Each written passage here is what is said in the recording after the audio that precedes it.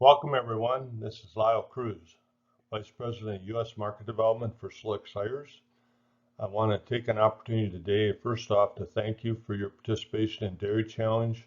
We're certainly in unusual times, and the cancellations of a lot of group events have been the norm over the last month or two. But I encourage you to continue forging ahead into a career potentially in helping serve the dairy industry. There's a lot of opportunity within Select Sires. We've been a longtime sponsor of Dairy Challenge and see great benefit in this program to prepare students to graduate into careers that really help our dairy and beef producers be more profitable. And there's great opportunities going forward in our industry for sure. My title of my presentation today is Utilizing Genetics and Data to Maximize Efficiency. And I want to lay a little groundwork to how we got to this point in their industry. Certainly the COVID-19 situation brings a whole nother discussion of challenges, but just laying the groundwork on what we've seen change over the last 10 to 15 years in our business. We've seen great improvements in reproductive efficiency in cows and heifers. This has led to more replacements each year and more confidence in precision breeding strategies, such as the inclusion of sex semen and embryos. We've seen better calf rearing and survival rates, so increase in live heifers that end up showing up in the herd as replacements. And also combined with that has been a lack of profit from raising excess heifers. The cost of heifer rearing is expensive. We don't want to have too many. We've seen better results from sex semen in the last 10 years. It's currently in most dairies running 80 to 85% of conventional semen use. So sex semen certainly is a strategy today that wasn't maybe 20 years ago. Surviving dairy owners have a growing appetite to be more genetically competitive and continuing to move their herds in a positive direction genetically. And then we've used genetic audits to help show the performance of past genetic investments and how that differs based on what genetics were used for inputs. And then finally, Holstein and Jersey bull calves don't look to be a real valuable part of the enterprise. We've seen a lot better opportunity with the beef crosses if that's a goal to create excess individuals that way. So across the industry and within Select Sires, we've seen a rapid increase in sex semen sales the last 5 years. This past year, positioned about 25% of all units used in Holstein and Jersey were sex semen. We've also seen a great increase in beef use in dairy cows. And if you look at the domestic beef sales reported by NAB members, it was nearly 6 million units last year, which is about 120% over just 4 or 5 years ago. So a significant increase in beef use in dairy cows. So as we look at this strategy of how to make profit from good decisions here, one of the bottom line things to consider is that heifers have to last well into the second lactation on average to be profitable for a dairy. To cover their rearing costs, we got to get heifers to calve in properly, produce good quantities of milk on into second lactation. Also, as we look at the value of cows in the herd, we certainly see that third and fourth lactation cows are by far the most profitable in terms of milk produced, provided they're healthy and can stay in the herd without a lot of cost. So having a herd predominantly of first lactation cows, we're certainly seeing less production per day than what we'd get with older cows. So as we look at the cost of running a dairy operation, there's a lot of things involved, but having a good genetic foundation is certainly critical to the profit. In fact, some data from Tom Lawler looking at cost of production, a $400 net merit difference in cows could translate to over $1 per hundredweight less cost of production. And this is a very critical part of our future industry as we look at efficiency being very important. So as we look at dairy data, it really spells out the difference in genetics. Here is a comparison of the high and low cows in a herd, second and greater lactation. The lowest group averaging about 67 net merit, and the highest group averaging about 260 net merit. These are parent averages, and you can see the production level quite a bit higher for the high net merit group. Certainly better reproduction, about 7% difference in preg rate, fewer days open. And as we analyze the number fresh and compare that to the number of events within each of those groups, you can see a significant difference in the high net merit group in terms of the events. We see much fewer sold and died as well. The turnover rate is nearly half, or more than half less, and also fewer cases of injury and mastitis. So if you graph that out, it's very obvious that these higher net merit cows in this herd scenario are much more productive and stay in the herd a lot longer. We can do the same thing with TPI. Here's an example from the same data set looking at parent average for TPI. And again, you see the difference in production, reproduction, and much lower herd turnover rate. And again, graphed out, very obvious the differences here. So we challenge dairy producers to build a car or an engine in their dairy that can really be competitive. And if you've ever been to a race, you've probably seen how minor things can make huge differences at the end of the day. And that's kind of what we see in genetics. We certainly can see cows that run in the front of the pack and cows that are in the back. And so there's a lot of options in terms of genetic selection. I just listed a few. We got a lot of dairies that also put together their own index, or we help them do that. The reality is that any of these indexes are very individualized based on where the dairy wants to go with their future operation. But we see more growing focus on traits, including the wellness data. So dairy wellness profit and our Slick Sire Health Index are both indexes that can help accomplish getting cows that'll stay in the herd a little longer. As we look at the genetic gains, this is an example of the service sires coming into the industry by their birth year. And you can see that we've gained in the average of $75 to $85 in net merit per year over the last 7-8 years. So we're making significant gains on sires coming into the industry. And then as we look at the herd profile, we look at birth year averages for the sires of the animals born each year. You can see in this case we've got herds. This herd is averaging about 60 to 70 net merit dollar gain over the last 4 or 5 years. And so, certainly an opportunity to increase at a little higher level in this case.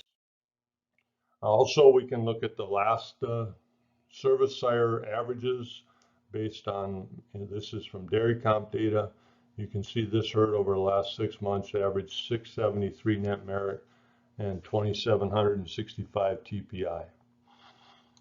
So again, plotting that against the bulls available, this is the sires available on a distribution graph in the Slick Sire Holstein program right now. You see we have 83 bulls over 700 net merit, and there's quite a few in that 800 to 850 range, even with the base change that occurred in April. So a lot of opportunity for dairies, even one with this high a service sire average, to move that even higher. This is the same graph, only looking at TPI distribution for our bulls, and you can see that we've got 104 bulls that are over 2,800 TPI, and this herd's average is 2,765, which is still good, but opportunity for more. So as we look at strategizing with these herds on what data we need to run a strategic breeding program, there's a lot of options. This is some of the data and discussion that goes into the consultation of how to manage the strategic program, because these strategic breeding programs are very specific for each dairy, and again based on a lot of different data points and discussions with herd owners on where they want to be. So as we look at the data available, it's very critical that we have some data if we're going to make any kind of good decision here. We have the best, of course, is genomic data, especially if we're looking at making decisions on heifers to cull. And if the dairy is willing to make that investment, you can certainly see that having a good return on investment, especially if you're culling excess heifers. If we only have pedigree data to work with, the more the better, and the more accurate the better for sure. Here's an example of a herd that I was asked to help with some consultation work, and you can see virtually no sire ID. It led to really no ability to build parent averages, so really not much to go on. And here's an example on the other side. We've got great sire ID, genomic, and parent average data available. So we got a lot of data to work with, and we'd certainly work with the genomic data if it's available. So I want to give you an example of what we're trying to accomplish and what we see a lot of dairies doing today with these strategic breeding programs. And for some of you may not recall this, but probably 10 years ago or so, most dairies' strategy was to broadcast basically, an average of what they could afford across the herd, attempting to make replacements from whichever cows and heifers got pregnant. And so here's an example of a herd that has genomic data, about 1,000 animals here, cows and heifers, and this is the distribution curve for their genomic net merit. And you can see we've got some out here at the -300 range and a few out here in the 750 to 800 range for genomic net merit. So if we bred all those animals to, they average 271 net merit, and if we bred all those animals to a 600 net merit average service sire, we'd be looking at offspring that would average a parent average of about 436 net merit. If we look at the bottom 20% as animals we're not going to take replacements from, and so the top 80% then would be 330 average net merit, genomic net merit data, average for those top 80%. And so if we use that same set of service sires on the top 80% of the herd, we'd be looking at about 465 net merit on the offspring. And so we've gained about 30 net merit just in choosing not to use the bottom 20% as the future dams of our replacement females.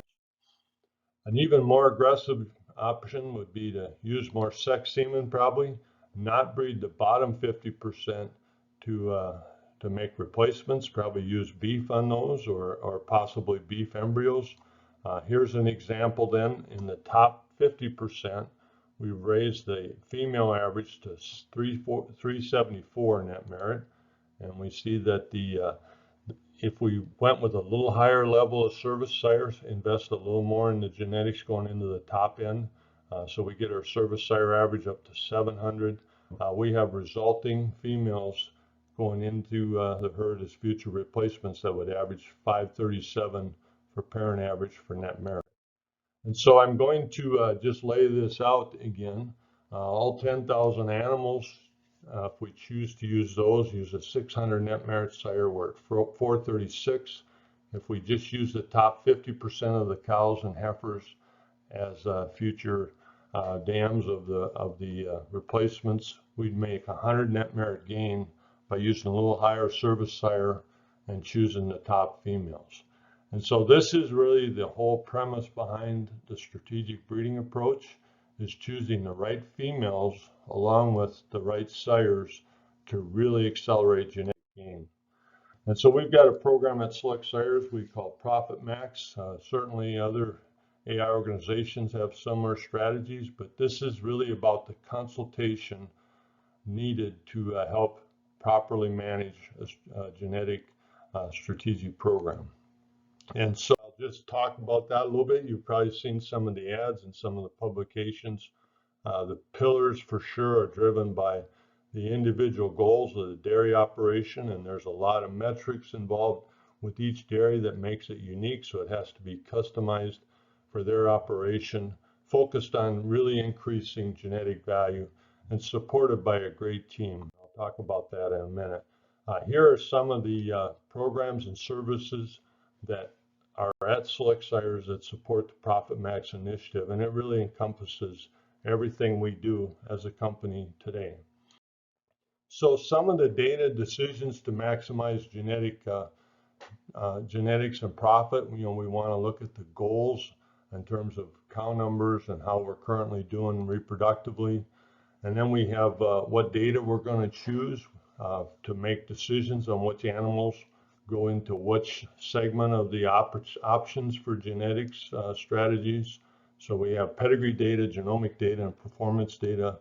And then the genetic options include how much sex semen we want to use, how much conventional semen, the potential for beef semen, or even pure beef embryos like our Herd Flex program that can create even more value at the end of the day for these beef cross calves compared to beef cross calves.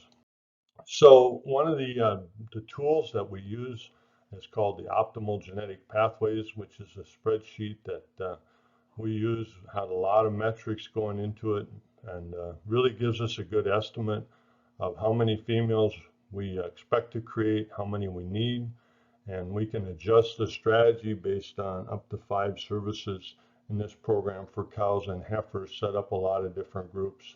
And so there's a lot of opportunity within that program to really customize an approach for the dairy.